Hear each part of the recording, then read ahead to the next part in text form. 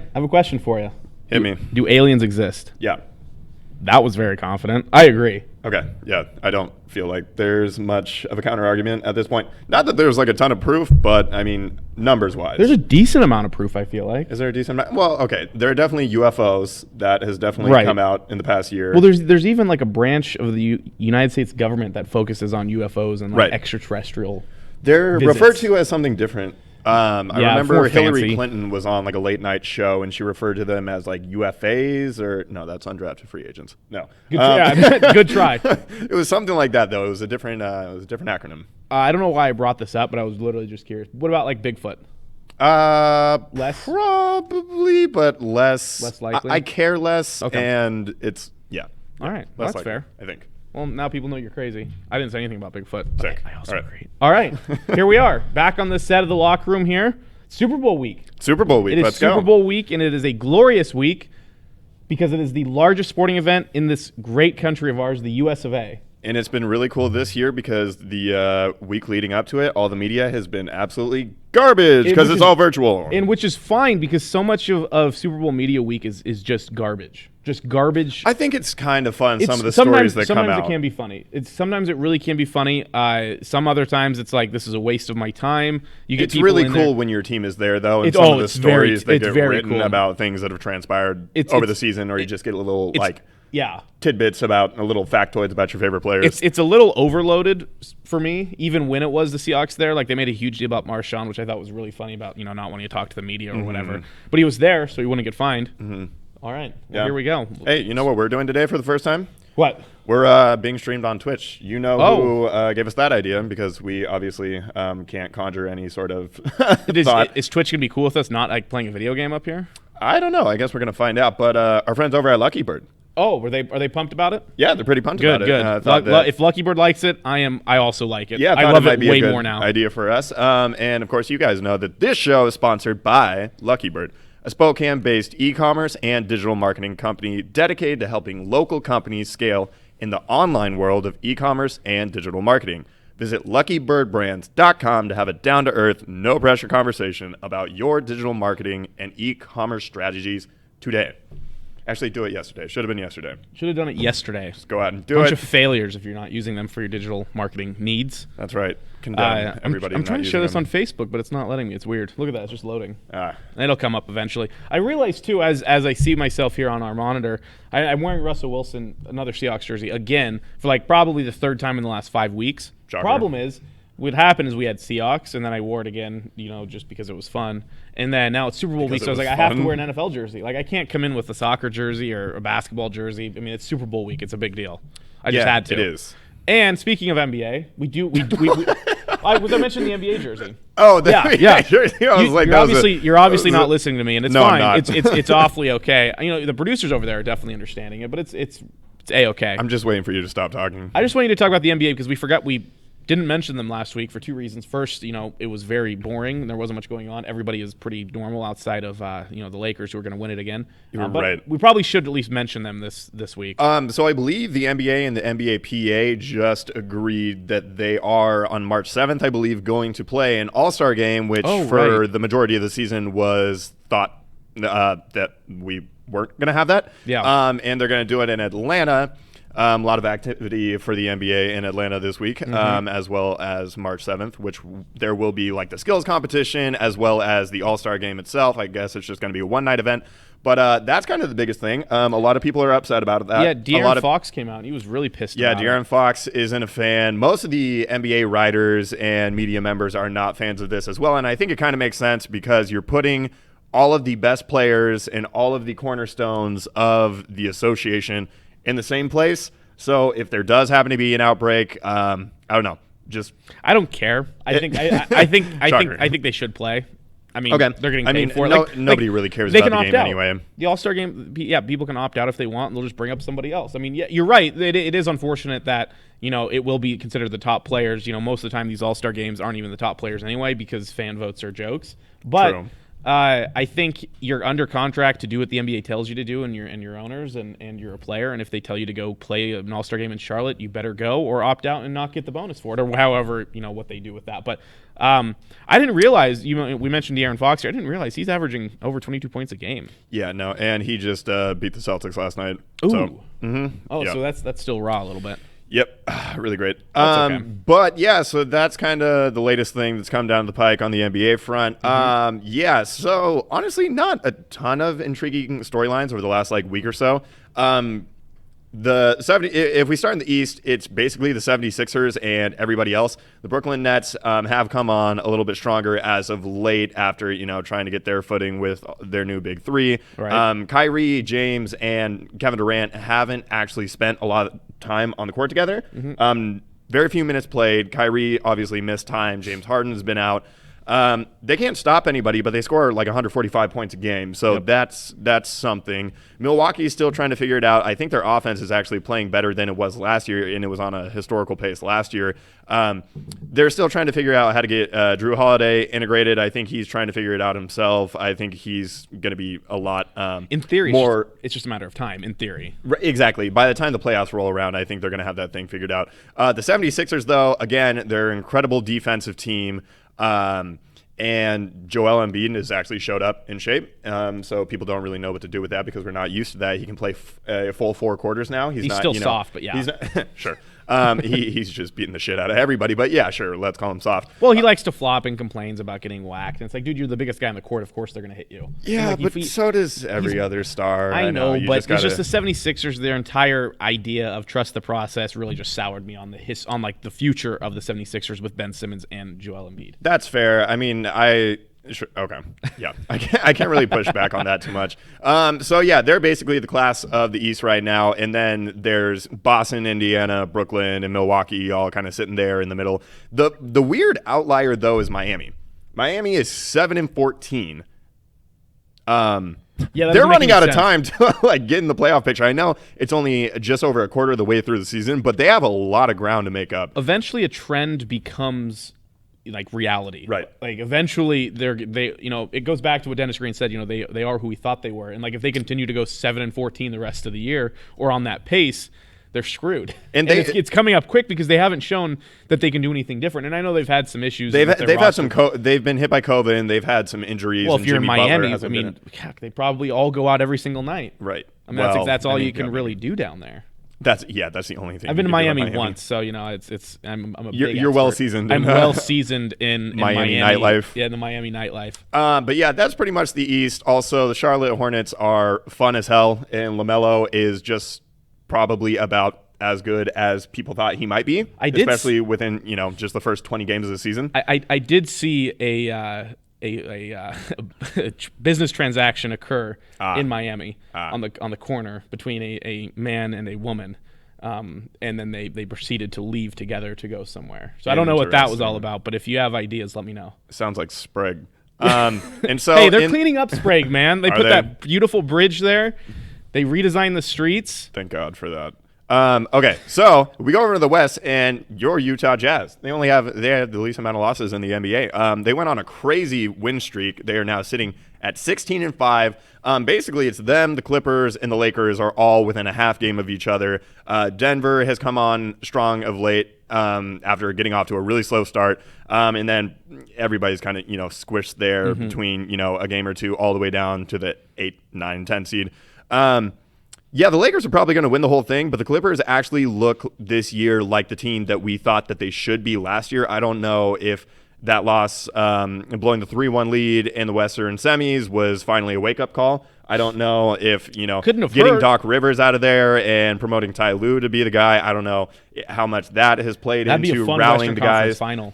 Paul George is pissed off, which is cool for the regular season, but of course we'll see what that actually translates to once we get to the postseason. We'll see if he reverts to playoff PP or pandemic P.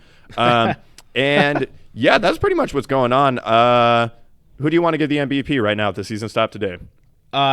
I saw a lot of Luka talk, and I don't agree with that this year. Like, Not so far. We talked a lot about Luka and what he was able to do last season, and like I was all on board. I was like, I mean, I would be fine with giving Luka the MVP. I mean, the Mavs are overperforming expectations, and Luka came on as this big, oversized point guard who could do it all, and he's playing pretty well. He's not playing nearly as good, but the Mavs suck. Like I watched that, and I know they were playing the Jazz, but I watched the Jazz Mavs game, and they just. I mean, Porzingis is not a good player anymore. Like he's not. He doesn't look good, and I don't really know what happened because he's not that old. What do you mean? He's had 13 lower body injuries since coming into the NBA. That is his problem. That's a huge thing. Another thing. Okay, so that team just lacks any sort of life or dynamism, like in their offense. Sure. There's no urgency. There's no intensity. Excitement. And it's so strange. And another thing that isn't really, helping Luka's case this year, like he's still putting up good numbers and everything. His body language and him being thrusted into a leadership role this early in his career when it used to be JJ Barea around there, has not been a good look. He does the LeBron thing where he's one of the biggest complainers, going to the hole every time, always looking at the refs, always slow to get back on defense when they don't call a foul. And he throws his teammates under the bus a lot. And I don't mean so much like in press conferences or to the media, but just on the court, the looks that he gives, the stares, the just discontentment that you can see in his facial expression and everything. So that hasn't really been that cool. And yeah, the Mavs are kind of in the similar situation that the Heat are over there in the East, where it's like, okay, you kind of got to kick things into gear here pretty soon if you're looking at trying to get into even the playoff seeding. But yeah. That's basketball. No, for There's sure. an association playing professional basketball. That is your update. And, we'll continue on in that vein here because I do want to kind of transition into some Zags talk. They had an ESPN mock draft was released a few days ago. And some surprises on here, I'd say, as far as where the Zags are projected to go. The first and not really surprising is Jalen Suggs going 4th overall to Orlando. I didn't realize either that of the top 9 picks, he's the oldest.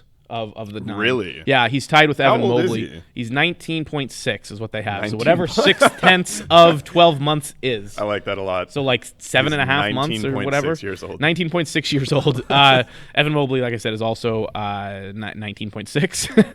And what's interesting though too, of the top 6 picks, 3 of them have the first name Jalen.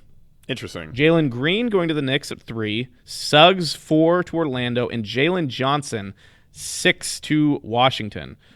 There are a lot of great Jalens in sports. Jalen is a strong name if Jalen you're trying is to a make it very in the strong professional name. sports world.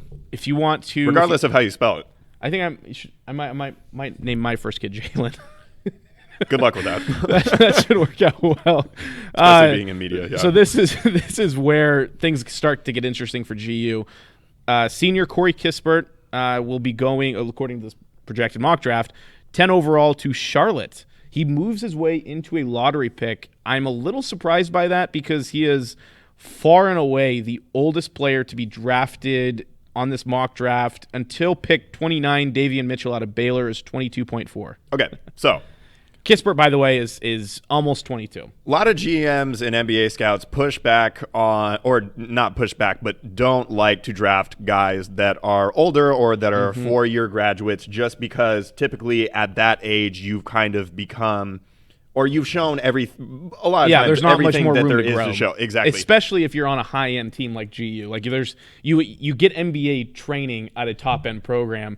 And so, I mean, there's nowhere else really for you to go. However, for teams that fall back later in the draft that are usually contending or usually making the playoffs year in, year out, in the last couple of years, it's actually been a pretty good move to pick somebody that's older, that has their game, that's well-rounded, and that can be inserted, with the backup rotation and be put in, and isn't scared, isn't in over their head with what's going on. They can see the floor, they can see the game. It's slower to them, and they're just not generally as phased as some of the younger guys that come in that might have a higher ceiling, but just aren't as fundamentally sound or. I don't know. They're just not mature enough. And it's important to note here that Kispert has played himself into this spot. It's not like he's been expected to be a lottery pick throughout his 4 years. He literally has continued to move up every single year in these draft projections.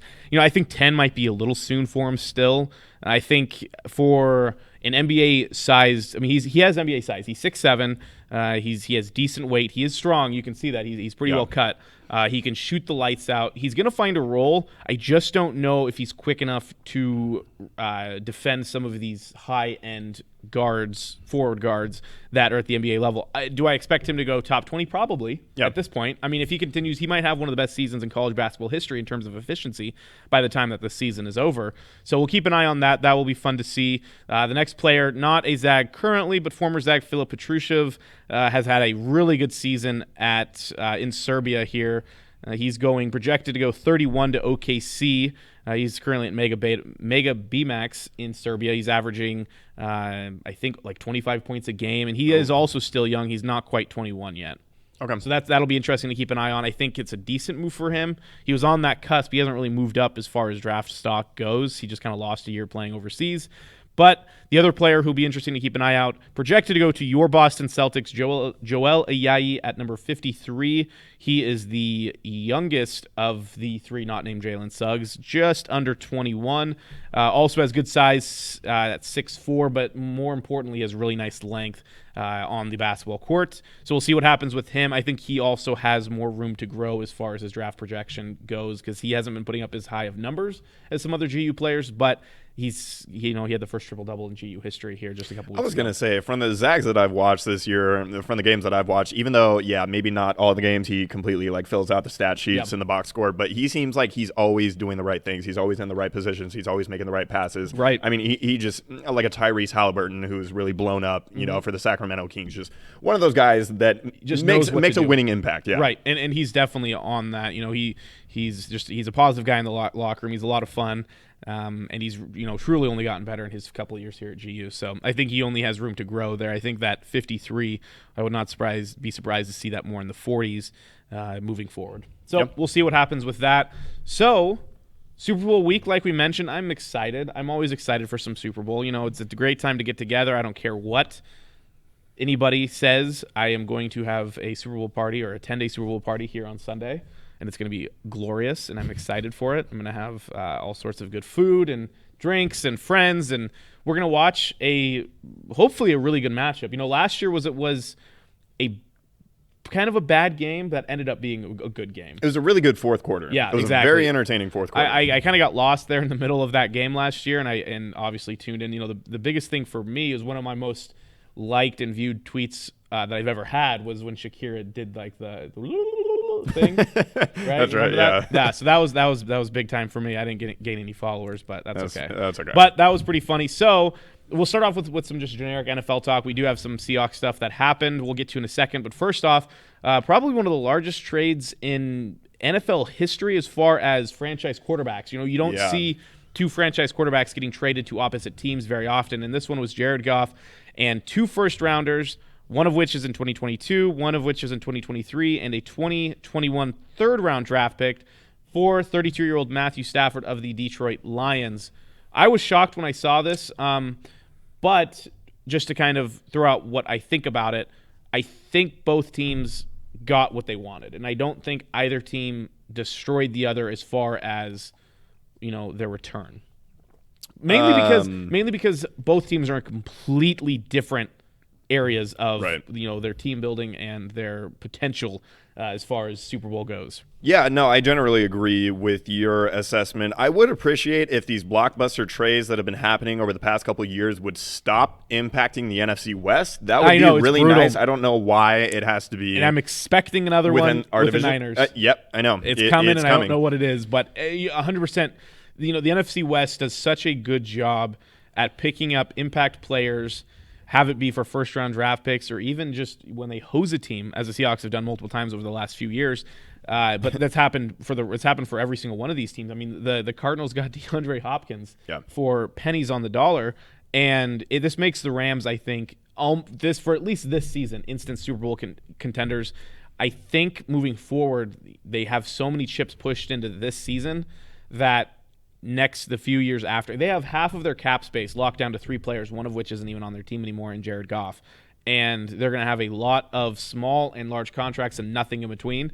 Yep. But for the 2021-22 season, the Rams are a serious threat to the Seahawks holding the NFC West title once again. Nobody hates first-round draft picks like Sean McVay and Les Snead. That is by the time, that's not debatable. By the time they draft in the first round, unless they trade it again in 2024, they will not have a first-round draft pick since 2016 when they took Jared Goff. Yeah. So, I mean, that's a long time. And the Seahawks So are the kind only of one that's currently on the roster from 2014, the only first-round pick that's on the roster dating back to 2014 and projecting into 2024 because they don't have a first-round pick is Aaron Donald. Yeah. Jared Goff no longer there, obviously. It's very odd. I mean, it's not a terrible strategy if you win and if you continue to draft well.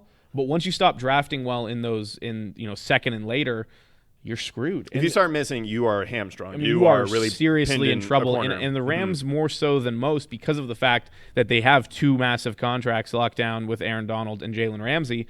And Matthew Stafford, though, is a better quarterback than Jared Goff, is arguably a little bit more mobile than Jared Goff as far as being able to throw on the run. I don't think that's arguable. Yeah. Yeah. And he can throw from so many platforms, too. Yeah. I mean, Aaron Rodgers came out this year and, talked about how Stafford doesn't get enough love for doing some of the crazier things that quarterbacks do, like Patrick Mahomes and Aaron Rodgers. And he's 100% right, and I think, a lot of it's just Matthew Stafford being in Detroit his entire career. Yep. And nobody, pays a ton of attention, hasn't had a ton of playoff appearances.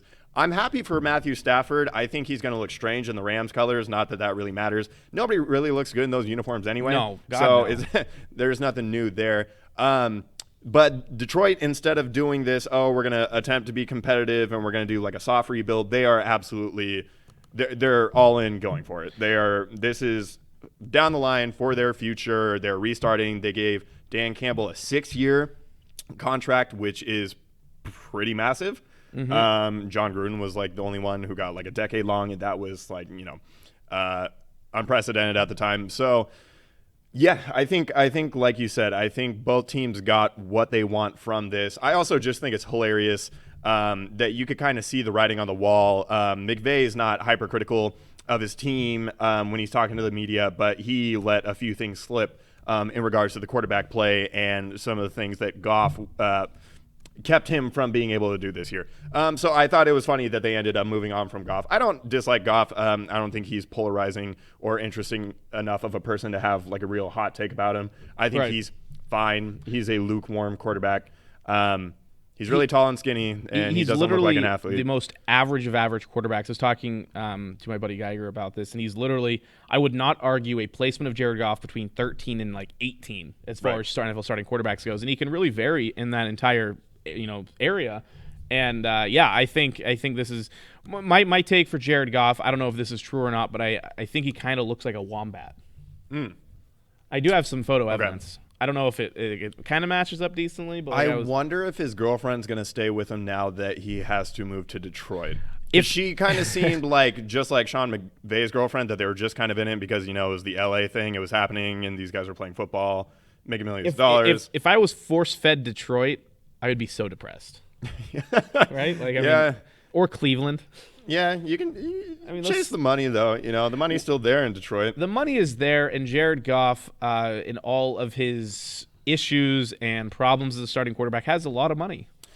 I mean, the real storylines is like, will this love prevail? That's what I want to know. We'll That's have what to I want to see. So let's take a look here, side by side, or maybe not side by side, but a photo of Jared Goff and a wombat, and you can kind of make a determination as far as if you think.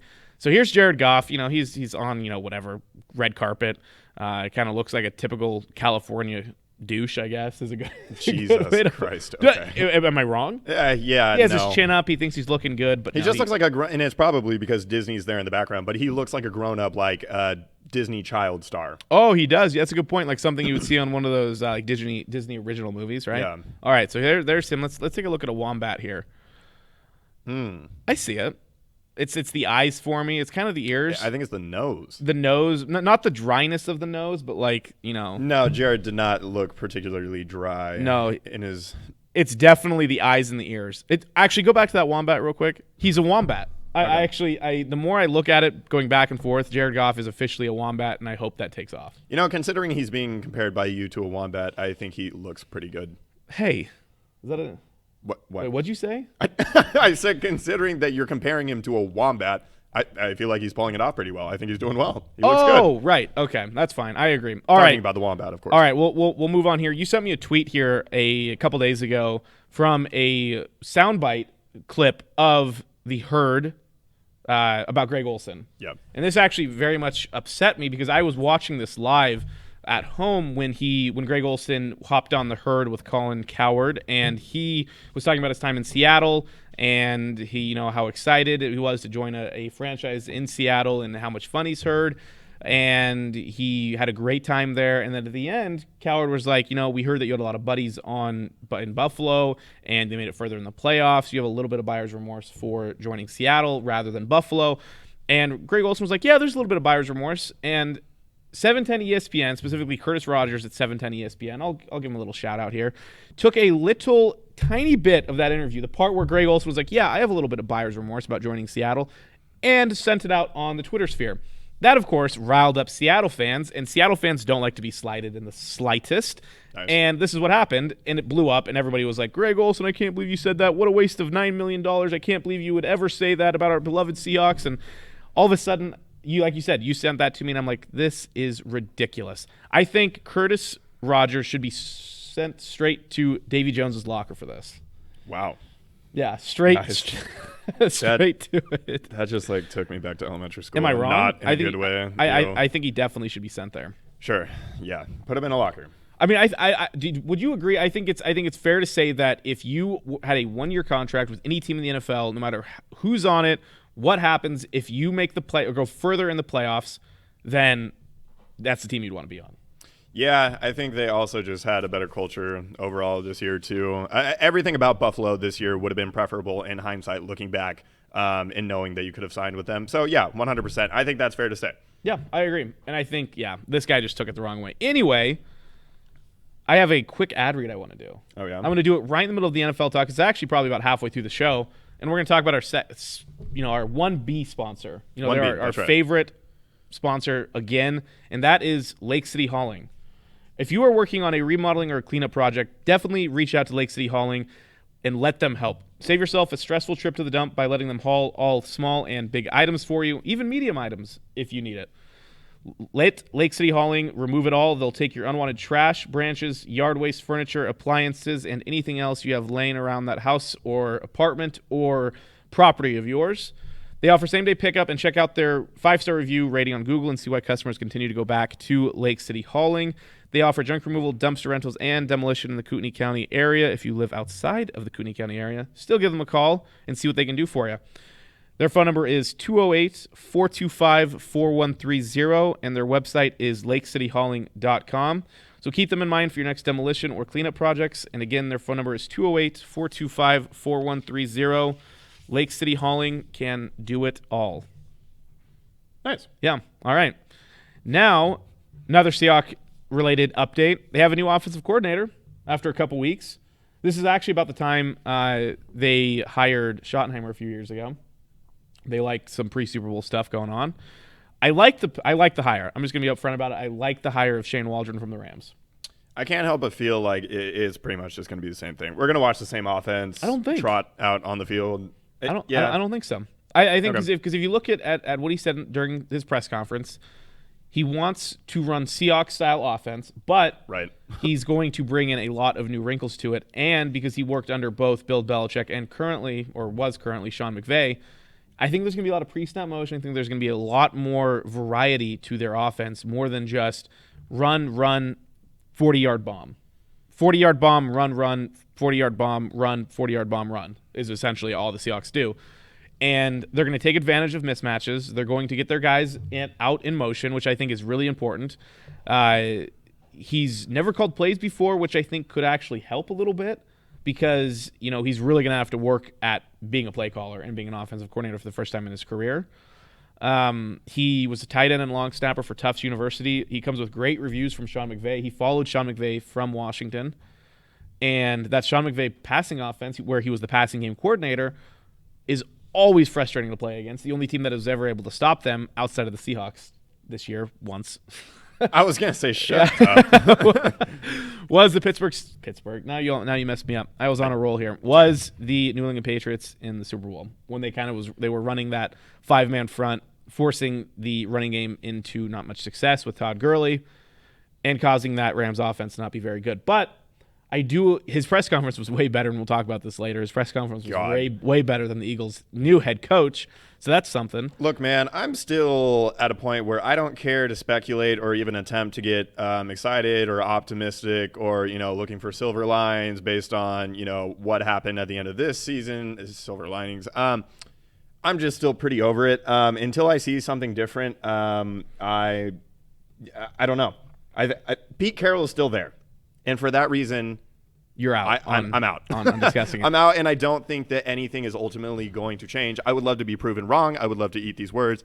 We shall see. However, nothing about this hire, it didn't move the needle for me. It didn't make me more optimistic. I think it's fine. I ultimately don't think it's going to really change anything as the Seahawks approach trying to move the ball and trying to score the ball, which they don't do well. Let's take a look at him real quick here. We have a photo of Shane Waldron. I want to show you what this guy looks like. I know you may have already seen him, but let's show everybody here. It gives me like a Michael C. Hall, like Dexter vibe. That's fine. I think that's fine by me. I have no issues. That actually looks like Chris Vernon. Look at that mug. That is a guy who wants to win and a guy who is going to win. Jesus. That is a guy Christ. who you are going to run through a titanium wall for. That guy is never going bald, though. DK Metcalf is going to get in Jalen Ramsey's face even harder this season. DK Metcalf's not going to get the ball next year. See, that's not right. I think we're going to see it. If he can make Robert Woods, and nothing against Jared Goff, but if he can make Robert Woods and Jared Goff, God, if he can make Robert Woods and Cooper Kupp star wide receivers, imagine what he can do with DK Metcalf and Tyler Lockett. No. Because Cooper Kupp is an unathletic slot guy who became a top. He's not that athletic. Okay. He's not that fast. He's quick. Okay. He's not that fast. You know he can't what really does jump that high. DK doesn't do? He catches the ball. DK Metcalf has one drop a game, max. He has one drop every 2 games that makes you scratch your head, and mainly because I think he's just not confident. I'm confident in the pick. Let's move on to the Super Bowl here as we are rushing forward. We have Library Out Loud coming up next here on Spokane Talks, which I'm excited for. Shout out to Library Out Loud, Spokane County Libraries. LOL. We will see them right after us here, but we're going to move on to the Super Bowl here when some prop bets we'll start off with because I love prop bets. Ooh. I think prop bets for the Super Bowl are the best thing in sports. They make me laugh, they make me smile, and I love them. You ready? I'm so ready, yeah. All right. First one, which just makes sense with this current climate. Over, under, player sideline due to COVID. Under 1.5 or over. 1.5 is currently the favorite. Under 1.5 is currently the favorite. Ooh. I'm a little surprised by that. Okay, well, Demarcus Robinson and is it Dan Kilgore? I think so. Something Kilgore are on the virus list right now. So if that ends up holding, that hits it's not the a bad over bet right there. Here. Not a bad bet here. Ooh. And Kilgore was, and I know that you wanted to bring this up, so all the Chiefs were being lined up and getting fresh haircuts for, their big time in the spotlight in their Super Bowl appearance. And mid-cut, they come back and the barber had tested positive, so Dan Kilgore had half of a haircut. Yeah, God forbid they test him before really they give all the haircuts. Into that. He made his new profile pic where half of his face or half I think of his that was head, Photoshopped. It was Photoshopped because that's not what that would naturally look like. That'd be hilarious. But yeah, that was interesting. I kind of want to take the over. I want to be a little pessimistic. You should definitely take the over. I hope some people have to. And it's the Chiefs. I mean, they were just at the Super Bowl last year. I mean, you could sit out this Super Bowl. Right. It doesn't matter. You're going to go to to another 5 or 6. Yeah, you'll be fine. Anyway, you're fine. All right. Then there was a ton of bets about the weekend. And the one that I thought was kind of funny, will he first be seen with or without sunglasses? Ooh. Currently, with is the favorite. It's going to be with. Yeah, I definitely think it's going to be with. I agree. I'm curious to see if he's going to have all that plastic surgery. Oh, he looks or like all that trash. Well, I think it's a bit. I think you it's think? A bit. Yeah, I don't know what it is. I don't think anybody really has, I don't figured know. out. That's a I'm pretty weird sure it's bit. A bit. I That's think a he's weird like bit. trying to emulate Michael Jackson like as much as he can. Oh. And I think this is his take and his spin on it.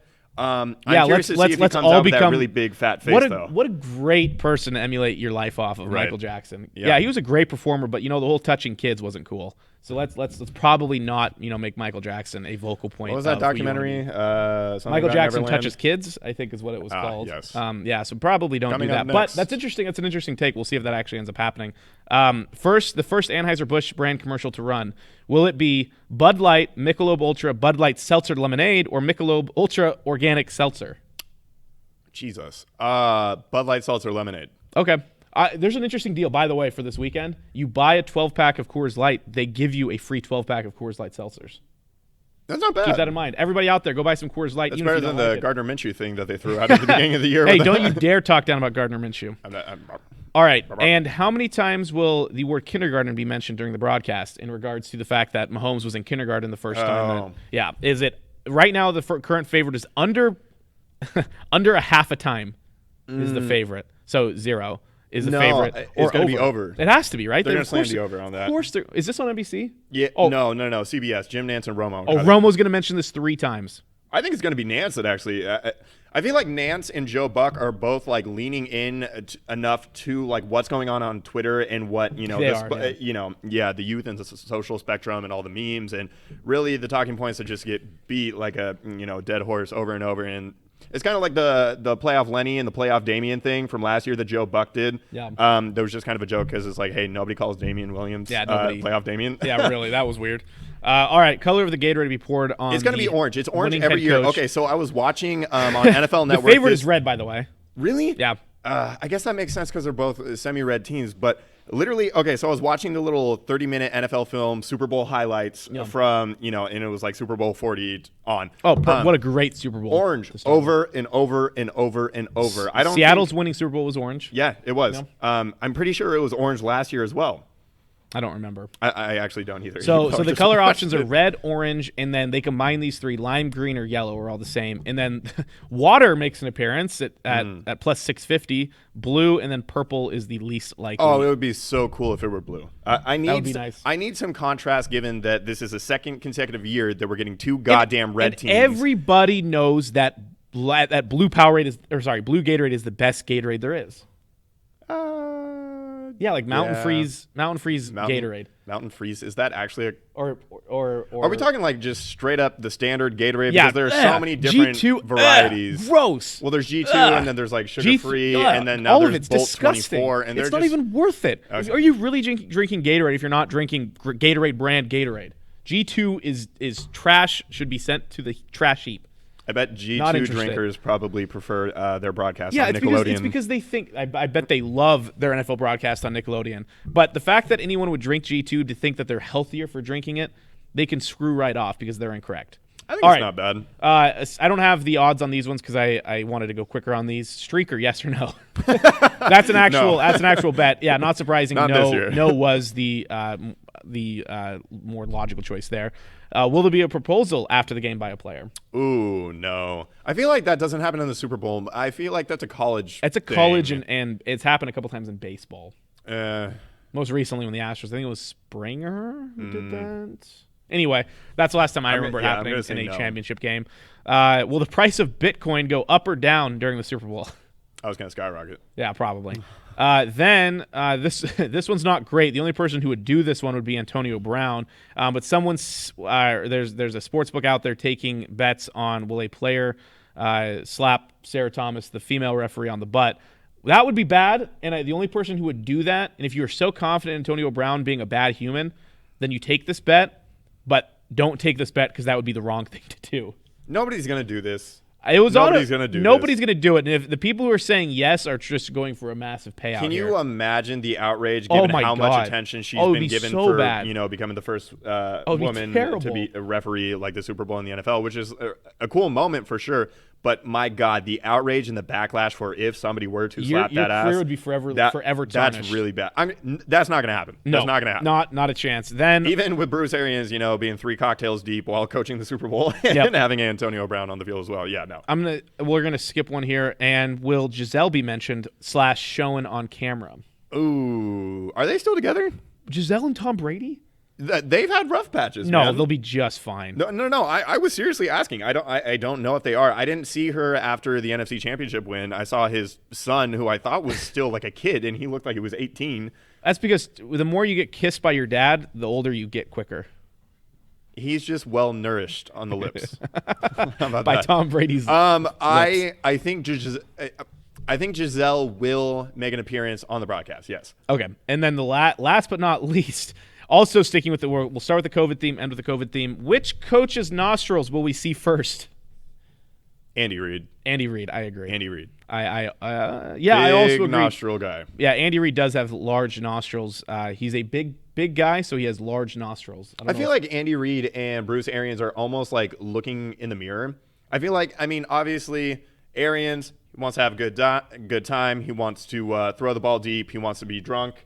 And Andy Reid wants to put his quarterback in motion and eat cheeseburgers. I saw a funny meme talking about what was it? It was Tampa Bay restaurants when they see Bruce Arians and Andy Reid in the same city or something. It was like them panicking. Nice. Like going crazy about the fact there's going to be no food left after those two are done. I don't even know Tampa. that Arians is known for being that big of an eater. No, but he's big. I always He's hear a big the boy, drinking associated with him more so than any sort of. Yeah, I would drink too if I was on some of these football teams with some of these players. I get that. All right. He did have Jameis Winston for 2 years. So let's get to the time that everybody watching has been waiting for. Who is winning and why? Okay. You want me to go first? I also heard on the radio actually over here. I do want you to go first. They picked, and I don't even know why this is a discussion.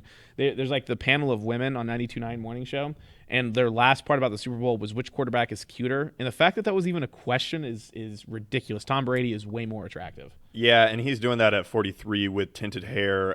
Pat's just a weird-looking dude. Yeah, and he sounds like Hermit the Frog. Yeah, Tyree calls him out for it all the time. Good, he should because he has a bad voice. But all right, who's winning and why? You will go first. Okay, so it's going to be Tom Brady. It's going to be the Buccaneers, and because it's easier for me to cope and wrap my mind around the fact that just the mystique and the legend surrounding Tom Brady is enough, even if the X's and O's, the schematics, the strategy doesn't exactly favor Tampa Bay, because I don't think there is a rational way to beat the Chiefs. If you're breaking it down, offense, defense, all the matchups, everything, Chiefs come out on top all the time, right? There's no. Well, I'll get to my side. Okay. Go ahead. I think the only thing that Kansas City really has to worry about is their offensive line, especially with Eric Fisher going down in the AFC Championship, and just the way that the Buccaneers' defensive line was able to get after Green Bay and Aaron Rodgers. JPP, Shaquille Barrett, Vita Vea is back. I think that is the one problem area, but for some reason, I just like Tom Brady. I think he's going to seize the opportunity to really, not that there's any dispute anyway, but like to be the GOAT, crown himself the GOAT, and to, stick it to Patrick Mahomes, who's already been, deemed the greatest quarterback ever by a lot of people, or most talented. However you want to break up that, assessment of the quarterback. So I think it's the Bucs. I picked the Chiefs on the podcast I was on yesterday. I was asked earlier in the week of who I thought, and I wasn't ready to make a choice. It's a big deal. It's a big deal. Holding out. The Chiefs have a worse defense. The Chiefs' defense is held together by the Chiefs' offense because of the positions it is put in by teams having to just go wild on offense to try and keep up with the Chiefs. The Chiefs have a bad offensive line. Really bad. They lost starting guard Kelechi Osemele. Okay, I'm not going really bad. They're bad. They're bad. Too far. Okay, no, they're bad. They lost starting right tackle Mitchell Schwartz, and then left tackle Eric Fisher went down, as you mentioned, in the AFC Championship game. So they're down to, let me know how many of these guys that you know. Mike Remmers, who I think is a former Vikings a Viking guy. Yeah, I do know him. Andrew Wiley, which we've heard because he had to step in for Fisher. Nick Allegretti and Stefan Wisniewski, who I think was on the Raiders at the beginning of his career, out of Penn State, I want to say. And then Austin Ryder, who also has kind of been at the spotlight too because of what he's had to do. The fact that Andy Reid came out yesterday and said that, listen, we're not the prettiest bunch on the offensive line, but I've got scrappy guys, and they'll figure out how to do it. I also don't think it really matters because of the mobility of Patrick Mahomes. I think mean, it does, the circles that he runs around back there Yeah, anyway, but he has so a bum foot nonchalantly. still. He still has a bum foot. Yeah, but it really didn't seem to affect him too much in the AFC Championship game, and he's had 2 weeks. I mean, I don't know. I'm just worried about that. I'm also worried about the defense, again, because Tom Brady does such a good job at winning that he knows how to keep opposing good quarterbacks on the sidelines. Now, let's go flip over a little bit. The Chiefs have a better offense, a way better offense. I think the Bucs offense can be boring, and what Bruce Arians expects from Tom Brady isn't always what Tom Brady can do. I also think that it's also not what Tom Brady wants to do. Tom Brady wants to be methodical. He's very content dinking and dunking down the field as he did in Super Bowl 49 against Seattle. Yeah, he wants to control the ball. Bruce Arians wants the big chunk plays, no risk it, no biscuit. And it's been a constant struggle, and you can see that in the play calling and the decision making from Tom Brady. He doesn't want to do what Bruce Arians wants him to do all the time. I think special teams probably a little bit of a wash. I think Harrison Butker's probably a little bit better than Matt Gay. Ryan Suckup. I did that last week. God, it's Ryan Suckup. Yeah. So I just, and Tom Brady is a perennial winner. We all know this, and I think I'm still going to pick the Chiefs. This is what I'm saying, all logic aside, because I do agree that the logic and on paper it is the Chiefs. There's something about Tom Brady. There's something about this season. There is something about everything that surrounds him in his entire career, in his legacy, that I feel fairly confident in. And I'm and the improbability of the Super Bowl run just at that. I mean, as a 5 seed and going on the road for 3 consecutive games. I'm right there with you. I sounds think like you're not. Over this season, I have learned that I think I hated the Patriots and the Patriot way more than I hate Tom Brady. Of course.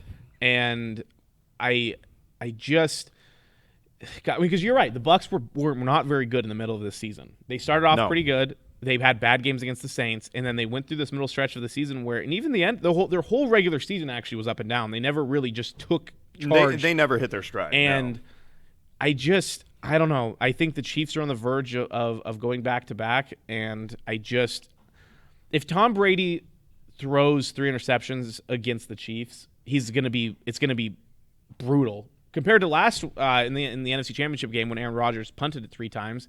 Aaron Rodgers has proved he can't win on a big stage. He has a terrible record in the NFC Championship game. He has 1 Super Bowl for a career that should have been much better and more impressive on paper than it actually is outside of his stats.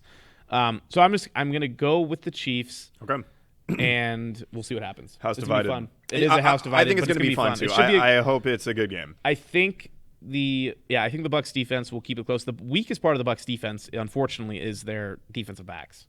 It's their linebackers with like you mentioned before the show, Levante David being a little hobbled, and it's their defensive line that gives their secondary a chance to make big plays on the back end. They're not great in technique. I've watched these guys play, and they consistently let guys over the top and just give too much space, and that's going to be bad news Bears. They're young in the secondary for sure. Antoine Winfield, I hope that he can play because he has been pretty spectacular, for them as a rookie all year. But the Levante David nursing hamstring injury, given the amount of real estate that he is going to have to cover, especially against his Chiefs offense, I think that is probably a bigger deal than is being talked about right now. But let's watch the Super Bowl. Let's have a good Super Bowl. Yeah, let's have a good time. Like I said, I'm excited to attend a Super Bowl party. I don't care what anyone says or tells me I should be doing. It is Super Bowl, and Super Bowl means Has anyone ever told you that you're an agreeable person? An agreeable? What do you mean? No, I'm just curious. Like has anyone ever gone out of their way and been like, you know what, Justin, you are just really easy going? No. Okay. Well, okay, it depends. I'm when it comes to my opinions and my thoughts, I'm not. I'm easygoing as far as let's have fun, let's go do that, whatever. But yeah. It's very well known that I have a strong opinion and I don't like to be wrong. Not at all. And I will fight tooth and nail to prove that I'm right, even when I'm so clearly I was going to say, wrong. You got to be pretty accustomed to being wrong, but I guess not. We're about to find out when. Sometimes it's better to be delusional as it pertains to being a successful person. It makes life so much easier if I just continue to just look the other way. That's right. All right, let's jump here. We got about 10 minutes left. Let's jump into Jabronis. We'll start with you going first. Okay, so this was probably the biggest headline in the NBA, maybe all season. Who knows? So far, probably. Yeah. Yeah, but the Lakers earlier this week were in Atlanta, and LeBron got into a jawing match with a guy that was sitting courtside, and the guy had a 25-year-old girlfriend. The amount of work that she's had done on her face makes it look like she's 35. So I was very surprised when she took to Instagram to cite her age at 25. I think odd. LeBron referred to him to the guy as an old steroid ass, and then she got up and started yelling at LeBron. They went back and forth for a little bit, and the memes have been going consistently everywhere. They're all over the place. Yep. They've been a lot of fun, really great.